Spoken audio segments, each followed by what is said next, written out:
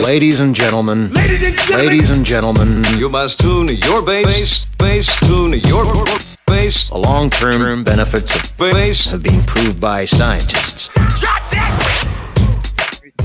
Bulavito oba mu lugwala oba mu ki lwaki tayimba mu lugwala pazo oba kabira ki nabo bonna badde batumanyidde ekisukkiridde era tusaba Katikkiro nga bw'ovuddeyo ne leediyo endala eziri mu Buganda zigoberere ne bapulezidenti abali mu Buganda bagoberere nammwe abawagizi twaga tulabe ebimpenempene ebigenda nga bagenzeeyo ne bapulomota tujja batunuulira kipulomota kyategese ebimpenempene ebikekeya Live Choir nga 15 December ekuletedde Lukusuta live in concert ku Sheraton Gardens. Abaana bakendesigana sikulu begulidde linnya bakubidde obuyimba obuliko kano kakuba kano kayeterevo fena ku Sheraton Gardens nga 15 December okuyinga tiketi za alebane za mitwalo 3 VIP alebane za mitwalo 8 ate meza ya milioni 2.5 emitwalo 5 abanayingira ku mulyango emitwalo 10 VIP yiga stabili 5 bili stanya hashi ogoberere endagiriro olondeko Lukusuta live concert nga werekeddwa kabayimbi bonna mikwano gyabwe nga biwagiddwa Sanyuka TV NBS Plus ne Afro Mobile. Olwaleero Katikkiro wa Buganda avuddeyo mu ngeri gy'atatanina okuvaayo ebaddemukko ya bukambwe n'ayogera ku bayimbi wammango kuli Gravity Omutujju ne Lili Pazo abasusse okuyimba ennyimba ezivoola ezivoola olulimi mu bigambo emu bibakozesanga biweebuula ekitiibwa kya Buganda yonna n'abantu baamu. Ensonga eyo gyogerako ki? Katikkiro osooka kwebaza ne sekwebaza yenna. Katikkiro nkwebaza ne sekwebaza yenna. Abantu abo bune baadde batusukkako. Tukyukemuko katono tuddemu ndaba akasana kati. Abantu abo baadde batusukkako. Ekisooka abantu abo boonoona lulimi lwaffe. Kuba Gravity baŋŋamba nti maama we Mutoolo Gravity oba mu lugwala oba mu ki lwaki tayimba mu lulugwala lwaki tawemula mu lulugwala naye abantu abo bajja n'ekigendererwa okukuba Buganda kunafuya Buganda kati Pazo oba kabira ki nabo bonna badde batumanyidde ekisukkiridde era tusaba Katikkiro nga bw'ovuddeyo ne leediyo endala eziri mu Buganda zigoberere ne bapulezidenti abali mu Buganda bagoberere nammwe abawagizi twaga tulabe ebimpenempene ebigenda nga bagenzeeyo ne bapulomota tujja batunuulira kipulomota kyategese ebimpenempene ebikekenke kyasukka Gravity n'olyoko obamba omukazi ng'abamba akamyu kyali kibi nnyo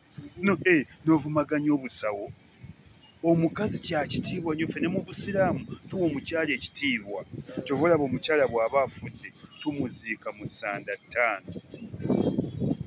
ate omusajja tumuziika mu ssanda 3 ekyo kyonna kyaweebwa kitiibwa eri mukazi ffe mu Busiraamu omukazi bw'afa ng'azaala agenda straight forward mu jjana tuluyita na lutalo lw'abakyala lutalo lwa ddiini lutalo lw'abakyala era senga omukazi afa ng'azaala agenda butereevu mu jjana ebyo byonna Katonda ayagala ekitonde ekikazi boddako ne mu bazungu bagamba nti ladies first neggwe muntu waawo olya mmere kigula bite ne Lili Pazo ne muwemula abakyala bwe batyo ani gwe mulaga ebintu ebyo ne muwabula ne profession y'obusawo twagala tuzire abantu abo nga Katikkiro bw'atugambye tubazire n'abadde asuubira okuwemula alekerawo kikola ekyokulabirako ky'omuliga Fred Sebatta ayimbidde emyaka 42 luyimba lwa Fred Sebatta kiri wakuba ne weekanga bwotyo nga bw'okyogedde ne Katikkiro wakikonyeko n'agamba omwami nayimbidde emyaka 4 naye tetuwulirangayo nnyimba zirimu bigambo biri direct webiti bwe kiri n'agamba niwaba ayogera ku biri era bisabika bulungi nnyo nga kyetaaga omuntu alowooza ennyo okumanya kiki kyayogera ekyabadde agamba luyimba lwa Fred Sebatta kiri webateekamu n'ogamba abaana muve mu ddiiro luyimba lwa Fred Sebatta kiri wateekamu n'ogamba abaana nti mugyeko TV tukooye abantu abo bajja n'ekigendererwa era tusiimye nnyo Katikkiro essula gy'otaddewo ate era Katikkiro abadde munyiivumukko mukambwe mukko era akyogeza kwa n'ategeeza n'abakozi ba BBS ne CBS yenna n'avaayo n'azannya ebintu ebyo agenda muvunaana nga ye omuntu exactly n'omulimu agusiibule era ndowooza aba BBS muwulidde n'aba leediyo muwulidde wulidde Katikkiro agambye nti anaageza n'azannya ebiyimba by'abo abatumbaavu ebyabawemuzi ebyabagwenyufu ebyebikekenke naawe ogenderako tusaba ne leediyo zonna zonna eziri mu Buganda oba babyagala babizanyire out of Buganda Gulavita agende ewaabwe gye bamuzaala abizannyi awo muli abeeyo akole kutya tusiimye nnyo era kyova nti Gulavita ensi egenda emuvaamu kyova olaba yategeka n'ekivvulu yafunamu abantu 17 oba bwonna bunyiivu bw'abantu era ne wano twebaze ku bantu era n'olunaku lw'eggulo ekitongole ekibatwalo bakiyita Uganda Cultural Center something kituulawo ku National Theatre kyavuddeyo mu bbaluwa nga bawandiise nga babayita era abayimbi abo babiri ate nga Katikkiro tannabyoga babayita bagendeyo bannyonnyole lwaki bayimba ennyimba ezo naye era abakulu abo mu mawulire ge twakafuna era tebalinnyeeyo olunaku lw'olwaleero tujja bafunza ka tubatandise Buganda lwazi Buganda mpologoma Buganda tebagizannyirako tubatandise kati abo bagenze tuli ku bayibayi Gulavita ne Lili Pazo mumugenze musiibudde twagaana abantu babuuze kyabo nga tebakyayimba kyanki ekyabagaana okuyimba baali bawemuzi naye bano abayimbi kati nga Lord Fred Sebatta bolowooza bakikuumye batya okumala ebbanga eno n'emyaka egyo gyonna 42 nga tolina luyimba lwo owulidde nga luziddemu ebigambo ng'ebyo bano Misa Kisemakula Ronald Mayinja abaalawo bonna bazibayimba emyaka gye bayimbidde nga bo tebayimbye ennyimba ensonga ziri 3 lwakuba Ronald Mayinja tawemula Fred Sebatta tawemula Misa kitawemula Geoffrey tawemula ekisooka bo bajja bayimbi tebagwamu bigu ekyokubiri baganda baana bawano ekyokusatu bo bajja gwe mulimu gwabwe bano banyoonya mbeerawo ntya omuntu nga owajja oli muyimbi olina okukuuma ekitiibwa ky'obuyimbi nga Fred Sebatta omuntu nga wajja nga oli muyimbi olina okukuuma ekitiibwa ky'omuyimbi nga Ronald Mayinja oba nga Geoffrey Lutaaya oba nga Papa be bajja nga bayimbi ate baana baffe baawano ate bo bajja n'ekigendererwa tebaagwamu bigwe nti kwa gundi agaggawadde kangende nnyimbe ekyonoonye musiki wa wano abaana bwe butaagala kukola bo balowooza kubanga gundi yagaggawala Bobi Wine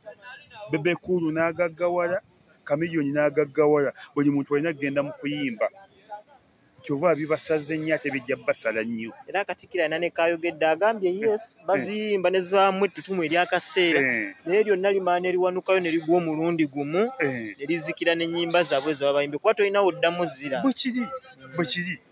bwe kiri ekijja amangu era nakyo kifa mangu olidde bwe kiri ne kati abayimbi ab'edda oba abayimbi abasangibwa bajja n'ebigendererwa n'ekigenda okwonoona indasitule y'okuyimba abaana baganye okukola baba bamanyi okuyimba mulimu sigwa kakaalukana mulimu gwa malidaadi otuula butuuzi w'otudde n'oyimba oluyimba n'oluwaayo abaana tebaagala kukola kati era kyova olaba sisitimu eyo tugenda kufuna abayaaye tugenda kufuna abagwagwagwagwa wa buli muntu yenna nze buli muntu gw'osanga omusanga ne bwaba bodaboda n'agamba ndi muyimbi ne bwaba nti ndi muyimbi n'ow'ebigambo ebisatu nti ndi muyimbi n'ow'ebigambo ebibiri nti ndi muyimbi ekintu tekyonoonye nnyo indasitule y'abayimbi era abantu balina okinyonyeza abantu baganye okukola basebata balina emirimu gyabwe. Serebata yali ddereeva wa takisi nganze. Katikkiro ayogeddeko n'omulimu omulamu yakanikako n'okukanika. Very good, yali makanika era makanika. Sebata alina emirimu ebiri, yali makanika, egudu makanika, ate ddereeva nganze era yava mu bwa ddereeva.